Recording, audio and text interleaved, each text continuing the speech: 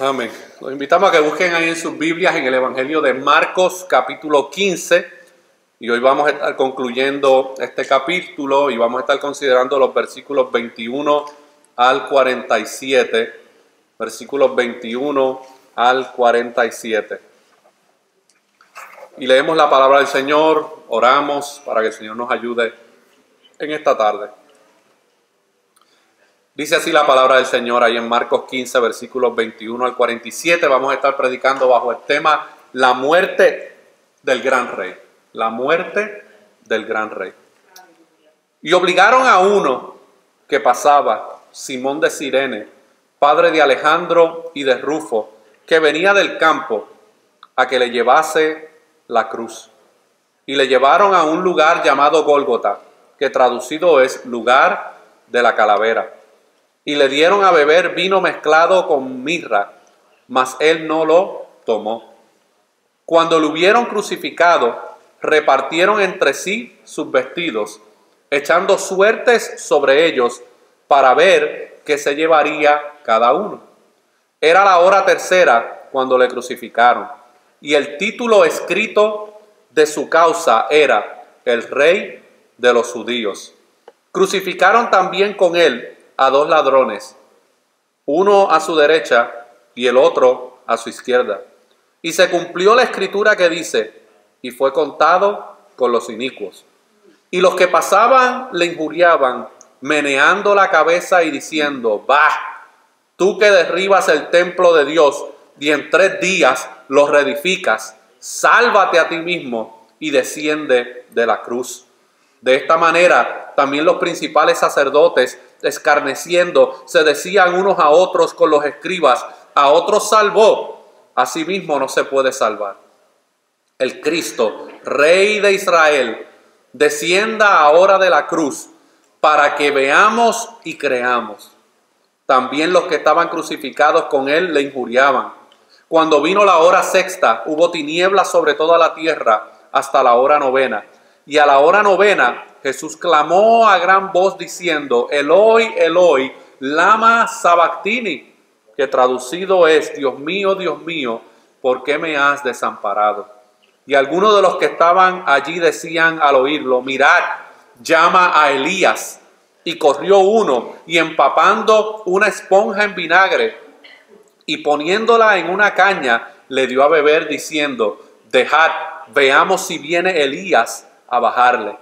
Mas Jesús, dando una gran voz, expiró.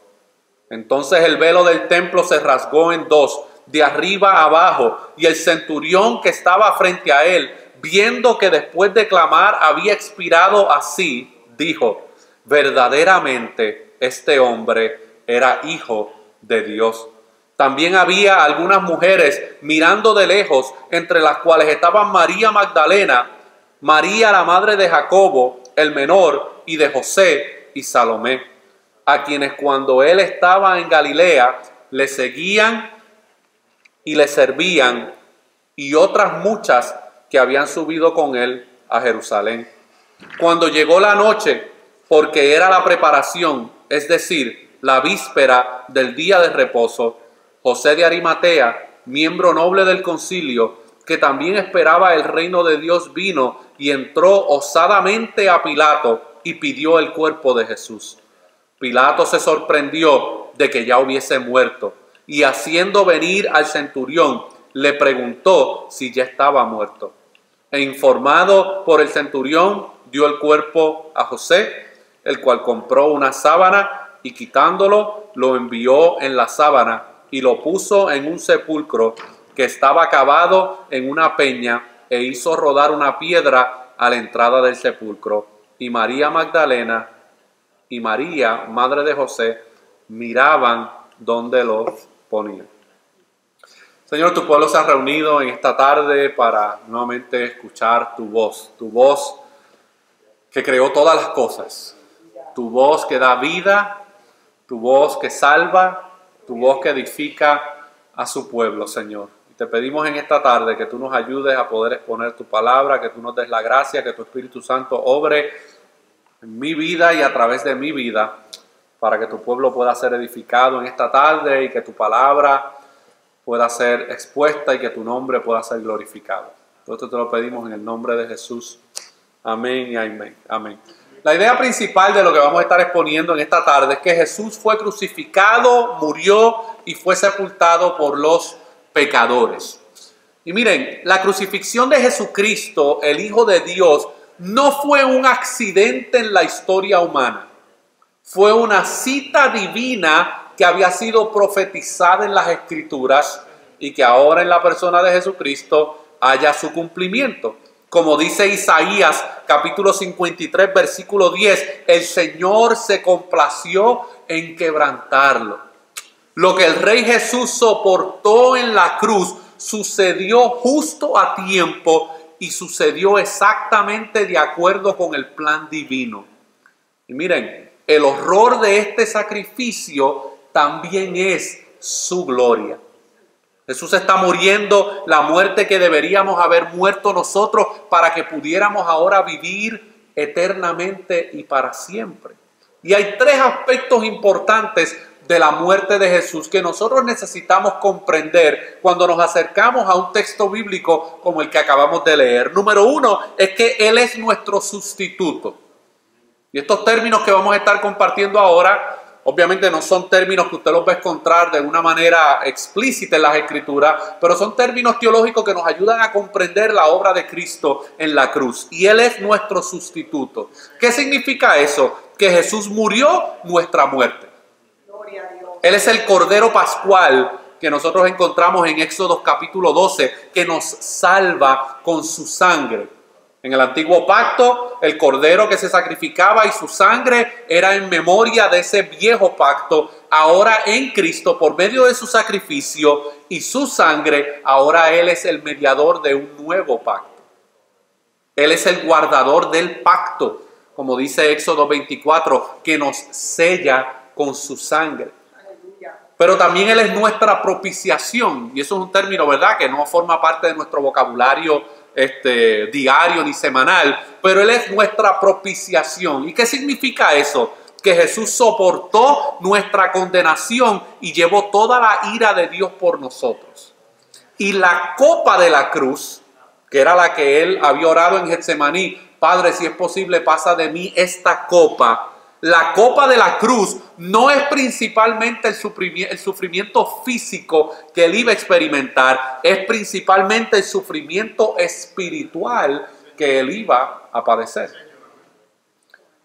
Eso es importante entenderlo, mis hermanos, porque en la condenación eterna de aquellos que rechazan a Cristo, no es solamente el sufrimiento físico lo que van a experimentar, es el sufrimiento espiritual de estar eternamente alejados del Dios creador de todas las cosas. Eso, mis hermanos, es mucho peor que el sufrimiento físico. Eternamente estar desconectados y separados del Dios que les dio la vida. Jesús no fue un mártir en la cruz como algunos lo han querido pintar. Jesús fue un Salvador que experimentó la ira divina y satisfizo la santidad y la justicia de Dios. Como dice un comentarista, antes de la cruz teníamos miedo de Dios. Gracias a la cruz, ahora somos amigos de Dios. Pero también Él es nuestra reconciliación. Jesús sufrió nuestra separación para que pudiéramos ser llevados de regreso hacia Dios. El grito en la cruz es un grito de agonía física, angustia espiritual y sobre todo alineación relacional con su Padre. Por eso Él exclama esas palabras, Dios mío, ¿por qué me has desamparado? Y Él está ahí expresando el grito de desesperación que van a enfrentar aquellos que sean enviados a la condenación por haber rechazado a Cristo. Eternamente estarán gritando, oh Dios mío, ¿por qué me has desamparado? Y Cristo ahí en la cruz está dando ese grito como sustituto de los pecadores. La maldición de la cruz es esta. Jesús fue separado de la presencia favorable del Padre, soportó todo el castigo de nuestra desobediencia. Y miren, usted puede decir, hermano, por eso ya yo lo sé. ¿Sabe cuántos sermones de esto yo he escuchado acerca de este tema? A muchos de ustedes han sido criados en el contexto de una iglesia local. Y usted lo oye en los cánticos, lo oye en las oraciones, lo ve en la lectura, lo escucha en la predicación, mis hermanos. Pero es que no hay otro mensaje que predicar. No hay otro mensaje que predicar, mis hermanos. Porque todos los días, tanto los no creyentes necesitan este mensaje, pero también los creyentes necesitan ser fortalecidos por este mensaje. Gloria a Dios. La maldición de esa cruz es esta: que Jesús fue separado de la presencia favorable del Padre. Antes de la cruz fuimos separados de la presencia de Dios. Gracias a la cruz ahora se nos da acceso a la presencia de Dios. Y con esa corta introducción yo quiero que entonces comencemos a ver lo que este pasaje nos está mostrando. Y lo primero que quiero que veamos en los versículos 21 al 32 es que Jesús fue crucificado para salvar a otros, no para salvarse a sí mismo. Y esta crucifixión de la que nosotros leemos aquí en este relato era la forma más cruel y dolorosa y humillante de pena capital en el mundo antiguo. Esto es como dirían en el día de hoy, sería como la sierra eléctrica en los lugares donde se practica, o tal vez la inyección ¿verdad? Letal, o la cámara de gas, donde a veces llevan la pena capital. Bueno, la crucifixión era, mis hermanos, la forma más cruel y la pena capital más grande en el mundo antiguo. Y Roma había perfeccionado la técnica para asegurar el mayor sufrimiento de aquellos que iban a estar colgando en esa cruz. Y miren, la vergüenza de tal muerte era tan grande que un orador romano conocido como Cicerón dijo lo siguiente en una ocasión: la misma palabra cruz debe estar muy alejada no solo de la persona de un ciudadano romano, sino también de sus pensamientos, sus ojos y sus oídos. La mera mención de ella es indigna de un ciudadano romano y de un hombre libre. Así que esa imagen de la cruz era muy conocida para la gente de ese primer siglo, y la mera mención de la cruz, mis hermanos, era algo que causaba impresiones muy fuertes en la mente de aquellos que escuchaban o oían de esta palabra. Lamentablemente, ¿qué es lo que ha pasado? Que 2000 años de historia han pasado después de la muerte de Jesucristo, y hoy, mis hermanos, nuestra cultura se ha encargado de domesticar la cruz en nuestra época moderna, donde las personas pueden ver una cruz en un edificio, pueden colgarse una cruz en el cuello, pueden poner una cruz en la pared de sus casas. No tiene, mis hermanos, tal vez el mismo impacto que tenía mencionar esta palabra en el tiempo antiguo. El horror de este evento, mis hermanos, se ha ido. ¿Por qué? Porque ninguno de nosotros aquí hemos visto a alguien siendo crucificado en una cruz, ¿verdad? A lo mejor lo ha visto en película, pero usted no ha estado como testigo frente a una crucifixión de una persona, viéndolo ahí agonizando, siendo torturado por medio de esa experiencia. Y nuestros evangelios contienen pocos detalles acerca de este evento de la cruz. ¿Por qué?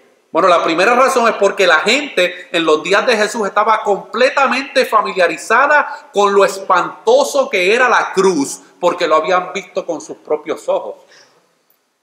De hecho, uno de los historiadores, el historiador Josefo, relata que cuando habían revueltas en Israel por parte de los judíos que se rebelaban en contra del imperio, el imperio, para meterle miedo al pueblo, crucificaba a cientos de personas en la entrada del camino hacia la ciudad. O sea que cuando tú ibas de camino hacia la ciudad de Jerusalén a entrar en ella, tenías que pasar por una carretera inmensa llena de gente crucificada en una cruz. Así que esto era, mi hermano, bastante familiar para la audiencia original. En segundo lugar, no era el sufrimiento lo importante, sino aquel que sufría en esa cruz. Porque la cruz es ¿qué? Un pedazo de madera, mis hermanos. Lo realmente horrorizante de esta experiencia es aquel que sufría en esa cruz. Y en este caso, ¿quién es el que está sufriendo o va a sufrir en esa cruz? El Hijo de Dios, que como dice Juan capítulo 1, 29, que es el Cordero que quita los pecados del mundo. Gloria a Dios. Yo quiero que veamos en los versículos 21 al 24, de ahí de Marcos 15, que este gran rey fue crucificado desnudo. Fue crucificado desnudo. Normalmente un hombre condenado a la crucifixión llevaba su propia cruz. Y podría esta cruz, más o menos según los historiadores, pesar tal vez unas 100 libras. Y usted puede a lo mejor levantar 100 libras, mis hermanos, para mover algo de un lado a otro, pero cargar 100 libras por un periodo largo de tiempo, eso no es fácil de llevar. Jesús comenzó cargándola, nosotros vemos eso en Juan 19, pero aparentemente debido a la paliza y la golpiza y la tortura que le habían hecho anteriormente, no pudo soportar el peso de la cruz. Y el texto nos muestra que hubo un hombre llamado Simón de Cirene, del norte de África, que fue reclutado para brindar ayuda mientras Jesús cargaba esa cruz. Y es posible, según algunos comentaristas, que este hombre hubiese sido de tez oscura. Jesús fue llevado, nos dice el texto, a un lugar llamado Gólgota, que significa lugar de una calavera. Y obviamente con ese nombre, usted sabe que quien era llevado a ese lugar, lo que iba a experimentar era la muerte. Esto habría sido fuera de las murallas de la ciudad, ya a lo largo de una vía pública. Y los romanos querían mostrar cómo ellos trataban a los criminales, por eso habían, ¿verdad?, llevado a los criminales a este lugar, donde tanto desde afuera de la ciudad como de adentro de la ciudad, aún tú estando adentro de la ciudad, con una ciudad amurallada, tú podías mirar hacia esa montaña llamada Gólgota y ver a los que estaban allí siendo crucificados. Y dice el texto que le ofrecieron a Jesús vino mezclado con mirra. ¿Y qué era esto de vino mezclado con mirra? Era una droga primitiva que calmaba el dolor. Porque los que están llevando a cabo esta ejecución saben el dolor que está experimentando la persona que está ahí. Pero ¿qué dice el texto? Que Jesús se negó a tomar esa bebida. Él enfrentaría la agonía de venir con todo pleno conocimiento de sus facultades mentales y físicas para poder experimentar ese sufrimiento. El texto dice que dejaron a nuestro Señor de sus vestiduras, le rasgaron, le quitaron las vestiduras y dice el texto que apostaron a ver quién se iba con alguna de sus piezas para su casa. Y es posible que nuestro Salvador, mis hermanos, hubiese muerto completamente desnudo mientras estaba colgando en esa cruz. Tal vez, como algunas películas nos muestran, ¿verdad? Porque hay películas que obviamente nos van a mostrar tal vez a una persona completamente desnuda, y en muchas de las películas que nosotros hemos visto, por lo general, ¿verdad?, le tienen algún tipo como de pieza de ropa en sus partes íntimas, pero mis hermanos, según algunos historiadores y algunos comentaristas, es posible que Jesús haya muerto desnudo completamente, enfrentando la vergüenza pública.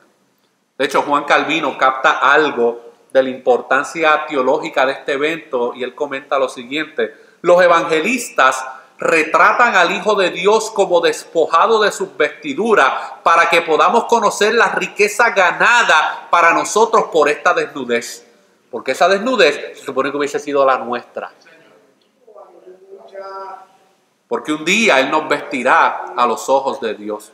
Dios quiso que su Hijo fuera despojado para que nosotros pudiéramos aparecer libremente con los ángeles en las vestiduras de su justicia y plenitud de todas las cosas buenas.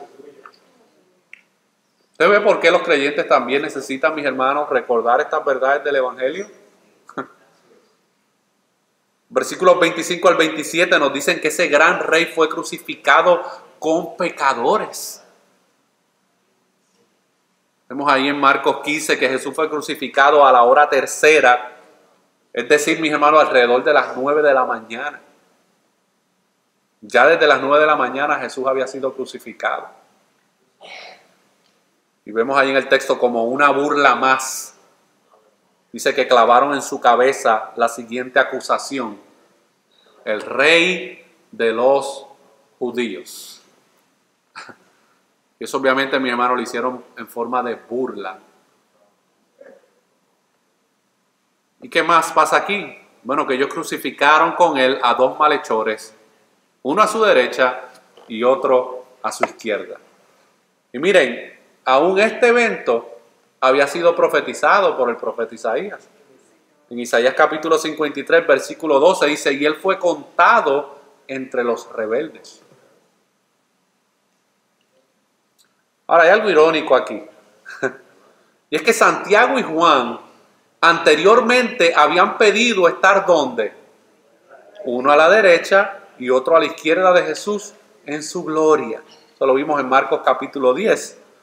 ¿Y qué es lo que vemos ahí en Marcos 10? Que Jesús les informó a estos dos discípulos que ellos no sabían lo que estaban preguntando.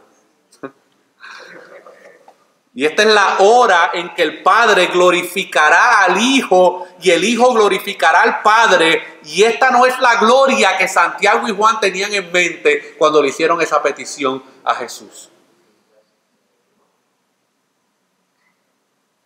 Este gran rey fue crucificado en medio de burlas, versículos 29 y 30. Jesús nuevamente es objeto de burlas y abusos verbales. Aquellos que pasaban junto a él o se quedaban para el espectáculo o le gritaban insultos continuamente. También dice el texto que estaban sacudiendo la cabeza como que qué desperdicio de ti, de persona está ahí colgando en esa cruz. Qué ridículo, decían con palabras sarcásticas. Y se burlaron de él por la afirmación que él había dicho anteriormente de demoler el templo y construirlo en 3 días. Porque ellos no entendían que Jesús se estaba refiriendo a él. Él era el templo que sería destruido y sería reconstruido y sería levantado en 3 días. Y antes de asumir esa tarea, primero podría considerar su problema inmediato, que ¿cuál era? ¿Qué le decía a la multitud? Sálvate a ti mismo bajando de la cruz. Y esta tentación, escuche bien, de bajar de la cruz es la misma que Satanás le lanzó a Jesús en el desierto en Mateo capítulo 4 y en Lucas capítulo 4. Es la misma tentación que enfrentó Jesús unas horas antes en el jardín de Getsemaní para que renunciara a la copa del sufrimiento. Desde que Jesús comenzó su ministerio, Satanás estaba tentándole. Antes de ser arrestado, Satanás estaba tentándole, mis hermanos, y ahora usa a la multitud para tentarlo nuevamente y decirle, si tú eres el rey de los judíos, si tú eres el Mesías, ¿por qué no te bajas de la cruz? Y hasta el último momento, el maligno va a estar tratando de persuadir a Jesús para que rechace la cruz. ¿Por qué? Porque Satanás no lo quería allí, mis hermanos. Porque Satanás sabía que ese evento sería su ruina y sería nuestra redención. Porque es en la cruz, mis hermanos, donde Cristo finalmente obtiene la victoria sobre todos los principados y sobre todas las potestades. Y es ahí donde Él lleva a cabo la mayor derrota sobre Satanás. Ese gran rey fue crucificado para salvar a otros.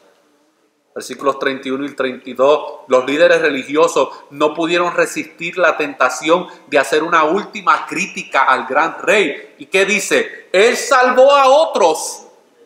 ¿Acaso no puede él salvarse a sí mismo?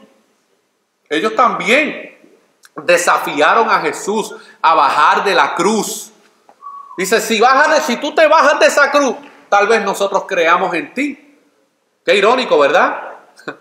Todo lo que Jesús les había demostrado durante 3 años de ministerio, todos los milagros, todas las señales, todos los prodigios, y aún así, mis hermanos, no creían. Y ahora le estaban diciendo a Jesús, si tú te bajas de esa cruz, entonces tal vez nosotros vamos a creer en ti.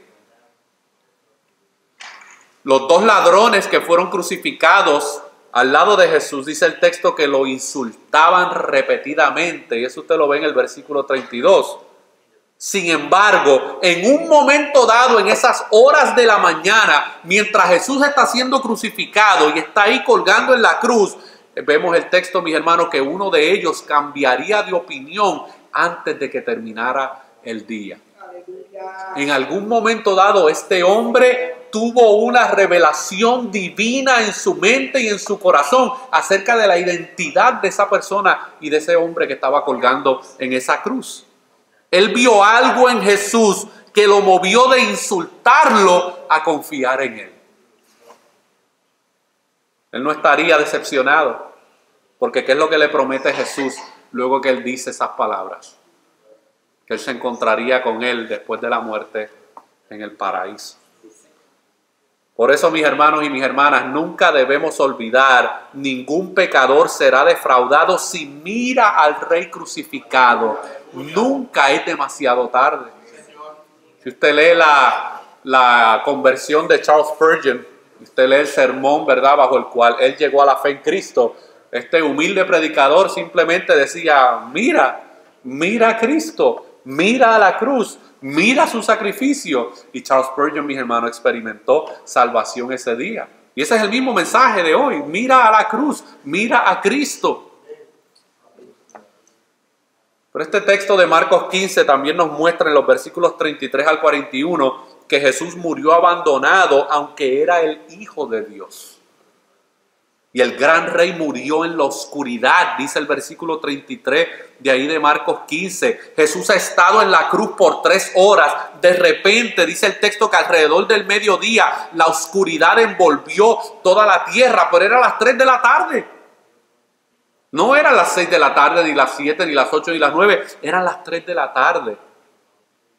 Y esto no fue un eclipse solar, como han querido algunos argumentar, ya que la Pascua se llevó a cabo en el momento de una luna llena en el Antiguo Testamento. No, este es un milagro de Dios, una señal cósmica del juicio de Dios sobre el pecado derramado sobre su Hijo. En esos momentos, esa oscuridad representaba la condición espiritual de todos nosotros. Nosotros podemos leer acerca de eso en Isaías capítulo 5, Amós 8, Miqueas 3 y Sofonías 1. De hecho, la 9ª plaga en Egipto fue un periodo de oscuridad de 3 días seguidos de la plaga final, la muerte del primogénito. Usted puede ver eso en Éxodo capítulo 10, versículo 22 hasta el 11, capítulo 9. De hecho, Warren Wiersbe comenta acerca de esto y dice: la oscuridad del Calvario fue un anuncio de que el Hijo primogénito y amado de Dios, el Cordero de Dios, estaba dando su vida por los pecados del mundo. Eso es lo que representa ese evento de oscuridad que se manifiesta en esta crucifixión. Así que el gran rey murió en oscuridad, pero ¿sabe qué es lo más doloroso de esta situación? Que el gran rey murió solo. Versículos 34 al 36. ¿Cuál es el clamor del versículo 34, mis hermanos? Y de hecho, el clamor del versículo 34 es el clamor más desgarrador de toda la Biblia. Y de hecho, lo que Jesús está diciendo ahí, en el versículo 34, es una cita del Salmo 22:1, que identifica a Jesús como el justo que sufre. Y nuestro Salvador clamó ahí en el versículo 34 en arameo, en su lengua materna: Eloi, Eloi, lema sabactini, que quiere decir: Dios mío, ¿por qué me has desamparado? Y miren, el grito que Jesús da aquí no era el grito netamente del dolor físico o confusión tal vez psicológica que estaba teniendo en esos momentos, o tal vez por el miedo a la muerte. No, era el clamor del Hijo de Dios que ahora estaba experimentando algo que nunca había conocido en toda la eternidad: la separación y el abandono de Dios. Eternamente, mis hermanos, Cristo, el Padre y el Hijo y el Espíritu Santo han gozado de una comunión eterna. Nunca han estado separados, una comunión perfecta, y ahora por primera vez en la historia cósmica del mundo, el Hijo de Dios va a experimentar una separación y un abandono de Dios. Como dice un comentarista, que él captura bellamente la transición de este momento, y él dice lo siguiente: este abandono, esta pérdida, fue entre el Padre y el Hijo, quienes se habían amado desde toda la eternidad. Este amor era infinitamente largo, absolutamente perfecto, y Jesús lo estaba perdiendo en esos momentos. Jesús estaba siendo excluido del baile. Jesús es el hacedor del mundo y aquí está siendo deshecho. ¿Por qué? Jesús estaba experimentando nuestro día de juicio. Dios mío, ¿por qué me has desamparado? No era una pregunta retórica. Y la respuesta es por ti, por mí, por nosotros. Por eso era que él estaba experimentando ese abandono de parte de Dios. Jesús fue abandonado por Dios para que nosotros nunca tuviéramos que serlo. El juicio que debería haber caído sobre nosotros cayó en cambio sobre Jesús. Ese es el poder de esas palabras. Eloi, Eloi, lema sabactini. Dios mío, ¿por qué me has desamparado? El grito de Jesús y la oscuridad que cubrió la tierra declararon esta verdad. Hubo un abandono real del Padre cuando Jesús tomó todos los pecados de cada hombre, de cada mujer y de cada niño. Nosotros vemos estas películas y nos parece, wow, qué escenografía impresionante. Y nos maravillamos tal vez por cómo lo pudieron describir, pero mis hermanos, solamente aquellos que estuvieron presentes en ese momento y solamente el Hijo de Dios realmente pueden explicar y describir la magnitud de lo que estaba sucediendo allí. Como enseña Isaías 53:6, Jesús lo castigó por la iniquidad de todos nosotros. Este fue el precio que pagó, como dice Marcos 10:45, en rescate por muchos. ¿Y por qué Dios mío y no Padre mío? ¿Alguna vez usted se ha hecho esa pregunta? Porque en el Getsemaní Jesús ora y dice, Abba Padre.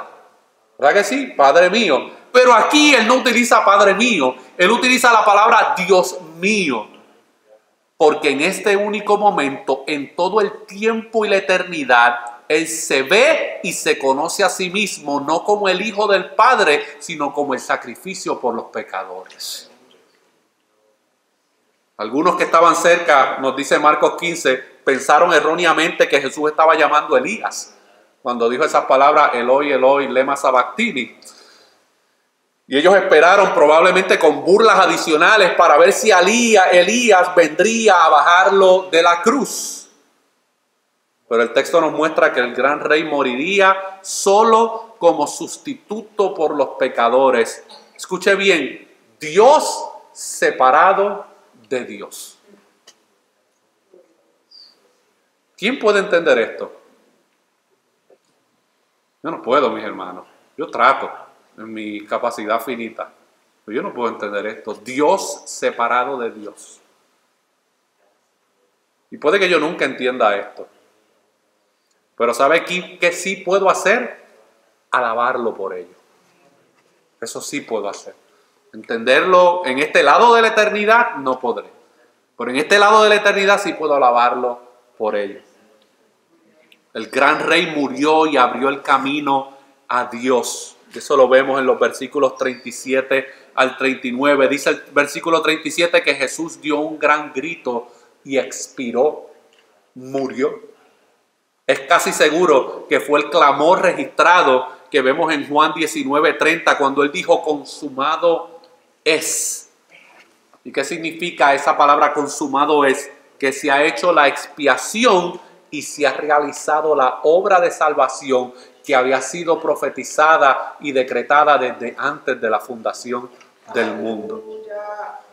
Y como evidencia tangible de que la obra de Dios de salvación había sido consumada, ¿cuál es la evidencia física de esa transacción espiritual que se acaba de llevar en la cruz? Oh, que el velo del templo se partió en dos, de arriba a abajo. Y aquellos que conocen un poco su Antiguo Testamento y conocen el tabernáculo y el templo, saben que el velo separaba el lugar santo del lugar santísimo y que solamente el sumo sacerdote podía entrar al lugar santísimo una vez al año para poder presentarse como un mediador entre Dios y los hombres. Y el significado del rasgado del velo que separa el lugar santo del lugar santísimo es importante por las alusiones simbólicas de este relato. Y de hecho el pastor Sam Storms señala por lo menos tres alusiones simbólicas importantes de que el velo se haya rasgado. La primera es que apunta al sacrificio completo, perfecto y totalmente suficiente por los pecados que Jesús se ofreció en sí mismo en la cruz.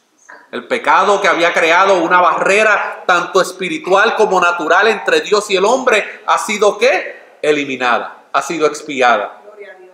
También él dice que también este evento apunta al fin del pacto mosaico y sus leyes que se han cumplido en Cristo. Es decir, el viejo orden, el viejo pacto ha llegado a su fin. Ahora por medio de este velo rasgado y el sacrificio en la cruz tenemos el nuevo pacto.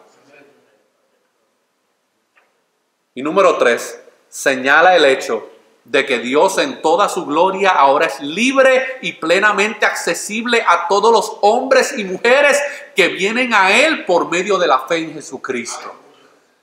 Por eso ya nosotros, mis hermanos, no necesitamos confesarle nuestros pecados a otro hombre en una cajita de madera. No necesitamos confesarle nuestras transgresiones a otro hombre pecador igual que nosotros. Nosotros tenemos acceso libre a ir directamente a Dios a través de su Hijo Jesucristo por medio de la fe en Él. Gracias, Dios. Durante siglos antes de la venida de Cristo, Dios había confinado, es decir, había limitado la revelación de su gloria y majestad. ¿A dónde? Al lugar santísimo. Ese era el lugar donde se manifestaba la presencia de Dios. Ahora, a través de Cristo, Él irrumpe para no morar más detrás de un velo en una casa construida con madera y piedra y joyas preciosas, sino para morar en los corazones de su pueblo. Y de hecho, si usted me acompaña a Hebreos capítulo 10, Hebreos capítulo 10, versículos 19 al 22, miren lo que el autor a los Hebreos dice acerca de esto. Y estos son hermosos textos bíblicos para aquellos que por la gracia de Dios están en Cristo. Y dice Hebreos 10, 19 al 22, así que hermanos, teniendo libertad para entrar en el lugar santísimo por la sangre de Jesucristo, por el camino nuevo y vivo que Él nos abrió a través del velo, esto es, de su carne, y teniendo un gran sacerdote sobre la casa de Dios. ¿Cuál casa de Dios? ¿El templo físico? No, su pueblo. Acerquémonos con corazón sincero, en plena certidumbre de fe, purificados los corazones de mala conciencia y lavados los cuerpos con agua pura. Aleluya. Esa es la libertad que hemos podido obtener en Cristo. Pero ahora llegamos al destino que Marcos tenía previsto desde Marcos capítulo 1, versículo 1. Y miren, desde el primer versículo de este evangelio de Marcos, miren cómo Marcos comienza este evangelio y las palabras que utiliza. Miren lo que dice Marcos capítulo 1. Principio del evangelio de Jesucristo, Hijo de Dios. ¿Y por qué yo les digo esto? Les traigo esta referencia. Porque de los labios de un centurión romano gentil, escuchamos esta confesión. Ahí en el versículo 39. Este hombre realmente era hijo de Dios.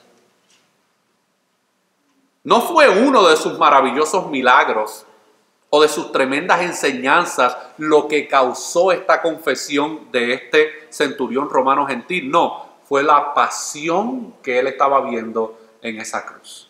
Eso fue lo que lo movió a decir, este es hijo de Dios. Y como el centurión, Marcos quiere que sus lectores confiesen a Jesús como el Cristo. Por eso comienza su evangelio diciendo, principio del evangelio de Jesucristo, Hijo de Dios. Y miren, si una persona no creyente, lee el evangelio de Marcos y termina con otra conclusión y con otra confesión que no es Jesús es el Hijo de Dios, no ha leído bien el evangelio, mis hermanos. Porque la lectura de todo el evangelio lo que desea es mostrar, revelar que Jesús era el Hijo de Dios. Ahora la pregunta para ti en esta tarde, ¿y tú? ¿Qué crees? ¿Qué quieres? Esa es una pregunta que solamente tú puedes responder. Porque esa es la pregunta más crucial. ¿Quién es Jesús para ti? Eso va a determinar el estado eterno de una persona, mis hermanos. ¿Quién es Jesús para él? Un buen maestro con algunas enseñanzas morales. Si Jesús no es el Hijo de Dios para ti, si Jesús no es tu sustituto en esa cruz, esa no es la respuesta que va a garantizar tu vida eterna. Y los versículos 40 al 41 muestran una realidad que sigue siendo una realidad en el día de hoy. Es que el gran rey murió con mujeres mirándolo con amor. Si bien Marcos no menciona a ningún hombre en este relato, sí menciona a 3 mujeres que estaban allí mientras todo esto se estaba llevando a cabo. Tenemos a María de Magdala, a quien Jesús la había librado de posesión demoníaca. Eso está en Lucas capítulo 8. Había una segunda María que tenía 2 hijos, uno llamado Santiago y José, y Salomé, y a quien Marcos solo menciona por su nombre ahí en el versículo 40 de Marcos 15.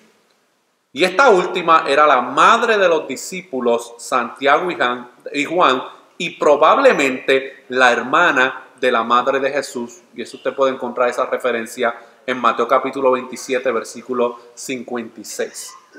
Así que su presencia, la presencia de estos testigos, muestra, mis hermanos, o son testigos presenciales de la muerte y de la resurrección de Jesucristo.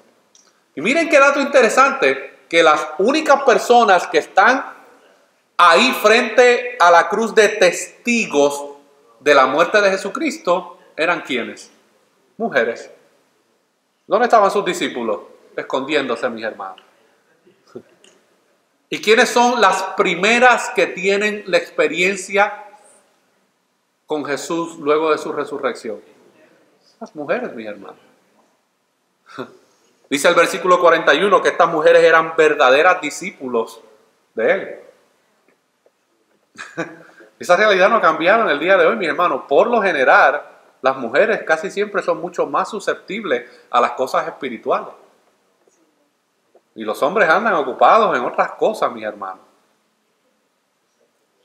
Ellas, junto con muchas otras mujeres, le fueron fieles hasta el amargo final.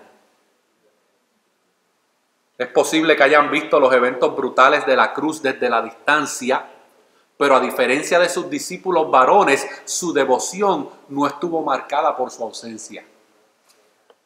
Mientras que estos hombres que algunos decían, no, estaremos contigo hasta la muerte. Y había uno que sacaba machete y cortaba orejas.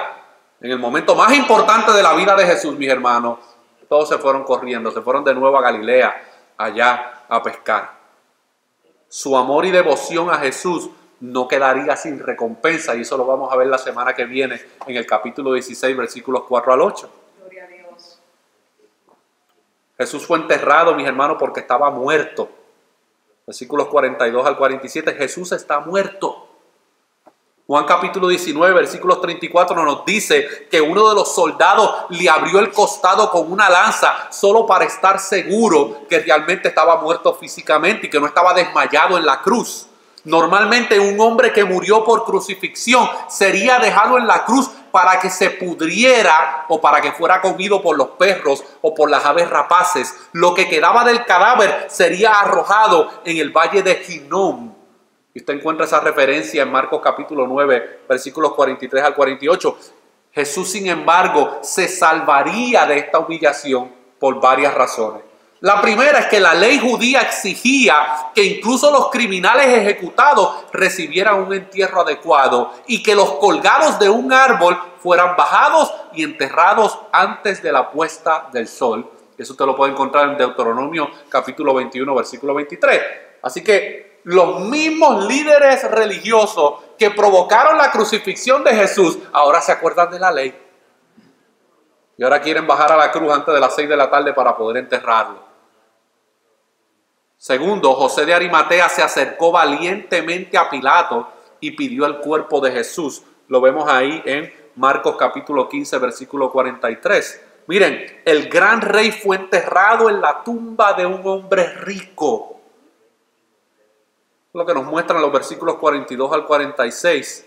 Y miren, es viernes en la tarde ya cuando esto está sucediendo. La preparación para el sábado estaba a punto de comenzar, porque el día sábado, mis hermanos, ¿sabe cuándo comenzaba para los judíos? El viernes a partir de las 6 de la tarde. ¿Alguno de ustedes conoce a algún adventista del séptimo día? ¿O algún bautista del séptimo día? ¿O algún pentecostal del séptimo día? ¿Cuándo ellos comienzan su sábado? El viernes a las 6 de la tarde, mis hermanos. Yo trabajé y Yamil y yo trabajamos con una que él le decía al jefe: yo a las 6 de la tarde tengo que estar en mi casa, yo no puedo estar en la calle trabajando. Ellos tienen una devoción y una dedicación, mis hermanos, intensa a su creencia. Nosotros los evangélicos somos los que tenemos algunas malas costumbres y problemas, mis hermanos. Pero ellos son fieles a lo que creen. José de Arimatea, quien era un miembro prominente del Sanedrín, y él mismo esperaba el reino de Dios, dice el versículo 43, que pidió el cuerpo de Jesús. Y miren, Lucas 23, 51, yo le estoy dando esta referencia porque son los pasajes paralelos de este evangelio, nos informa que no apoyó la decisión del concilio de buscar la ejecución de Jesús. Este hombre, José de Arimatea, no apoyó el que Jesús fuera crucificado. Incluso pudo haber pensado que Jesús era el Mesías, Juan capítulo 19, versículo 38, por lo que él y los demás podían decir, esas esperanzas se habían perdido. Pero aún así, aunque el texto no nos dice mucho acerca de este hombre, definitivamente su amor por Jesús lo motivó a ser público y dejar en claro el afecto que él tenía por Jesús. Esto era un hombre, mis hermanos, de influencia, rico, que podía tener consecuencias por él profesar públicamente a Jesús. Pilato, dice el texto, que se sorprendió al escuchar que Jesús ya estaba muerto, porque por lo general las personas que eran crucificadas las dejaban ahí colgando por 2, 3 y 4 días.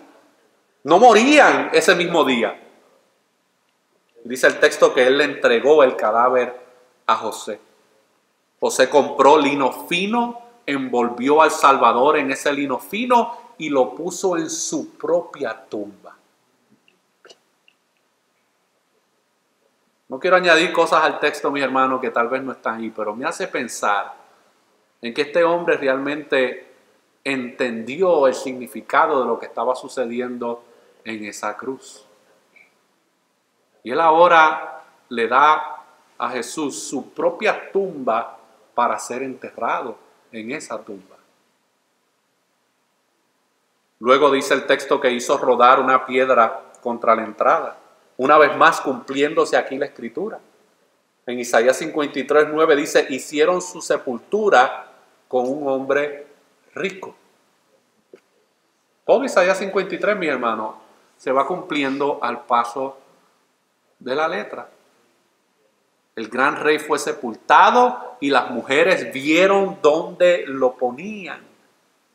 Versículo 47. Además de José de Arimatea y Nicodemo, que lo vemos en Juan capítulo 19, versículos 38 al 42, María Magdalena, María la madre de Jesús, también miraban dónde él fue puesto, porque querían asegurarse de dónde van a poner el cadáver, a ver qué van a hacer estos líderes religiosos y estos romanos con el cadáver. Así, las únicas personas en su tumba fueron 2 fariseos y 2 mujeres. Los apóstoles que habían profesado con orgullo que morirían por él, estaban escondidos. Por el contrario, aquellos que una vez permanecieron en las sombras, apenas fueron notados por las personas realmente importantes, estaban allí junto a su tumba. Porque nosotros escuchamos mucho de los apóstoles y de los discípulos de Jesús en todos los evangelios, pero no escuchamos mucho acerca de las mujeres. Por aquí, por allá. Pero en este momento, mis hermanos, quienes están acompañando a Jesús en su muerte y en su entierro son las mujeres. A estas mujeres no les importa quién puede saber de su lealtad y de su amor por Jesús. Ellas están firmes en su convicción. Y yo quiero concluir con algo que yo escuché hace unos años atrás y que yo dije: en algún momento dado, yo quisiera que Dios me permitiera concluir un sermón con esto. Y hay un sermón, mis hermanos, que fue predicado por un hermano afroamericano que se llama S.M. Lockridge, hermano que nació en 1913 y murió en el año 2000. Y él predicó un sermón que se llama "Sé que es viernes, pero se acerca el domingo". Y es posible que algunos de ustedes hayan escuchado un extracto de este sermón, tal vez en YouTube o en las redes sociales. Pero yo quiero concluir esta exposición de esta tarde con lo que este hermano compartió al hablar de este evento, de la muerte de Jesús y de lo que vamos a ver la semana que viene en el capítulo 16. Y él dice, es viernes, Jesús está orando, Pedro está durmiendo, Jesús está traicionando, Judas está traicionando, pero el domingo se acerca.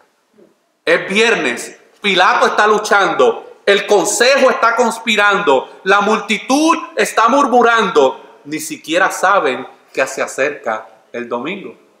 Es viernes, los discípulos corren como ovejas sin pastor, María está llorando, Pedro lo está negando, pero no saben que se acerca el domingo.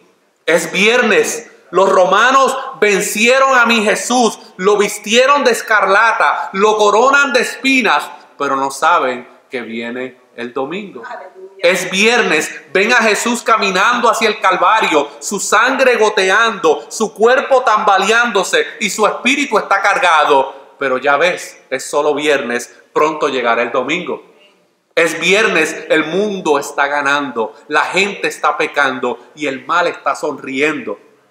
Es viernes, los soldados clavan las manos de mi Salvador en la cruz, ellos clavan los pies de mi Salvador en la cruz y luego lo levantan junto a otros criminales. Es viernes, pero déjame decirte algo, el domingo se acerca. Es viernes, los discípulos se preguntan qué le ha pasado a su rey y los fariseos están celebrando que han logrado su plan, pero no saben que solo es viernes, pronto llegará el domingo. Aleluya. Es viernes, Él está colgado en la cruz, se siente abandonado por su padre, abandonado solo y muriendo, nadie puede salvarlos. Oh, es viernes, pero el domingo se acerca. Es viernes, la tierra tiembla, el cielo se oscurece, mi rey entrega su espíritu.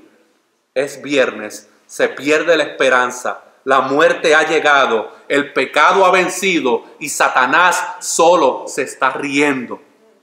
Es viernes, Jesús está enterrado, un soldado hace guardia y una roca es rodeada en su lugar, pero es viernes, recién es viernes, se acerca el domingo. Oremos, mi hermano. Gloria a Dios. Señor, te adoramos y te bendecimos, Señor. Tú eres un Dios bueno, un Dios que te ha revelado a nuestras vidas, Señor, y podemos leer tu evangelio, podemos leer esta narrativa de los eventos sucedidos, pero realmente perder los detalles de todo lo que está sucediendo aquí, Señor. Y te pedimos en esta tarde, Señor, que tú hagas una obra en nuestros corazones para que podamos tener una mayor comprensión y apreciación por lo que tú hiciste a favor nuestro, Señor.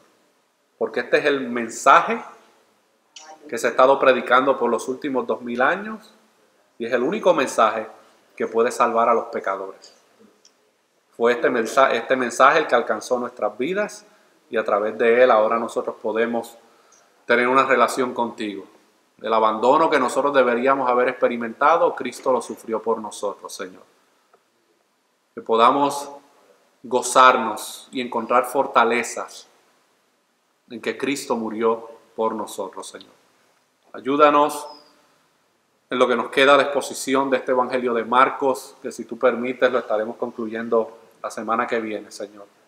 Que podamos seguir creciendo en el conocimiento de tu palabra y que podamos realmente meditar en todo esto que hemos estado viendo en este Evangelio de Marcos y que tú nos ayudes a poder crecer espiritualmente, a que tú nos ayudes a poder fortalecer nuestra fe en Cristo Jesús, pero sobre todas las cosas que podamos proclamarle este mensaje a aquellos que se encuentran en la misma condición que nosotros nos encontrábamos antes de haber sido alcanzados por tu gracia y tu misericordia, Señor. Que el Evangelio sea nuestro gozo, que el Evangelio sea nuestro refugio en todo momento. Todo esto te lo pedimos en el nombre de Jesús. Amén.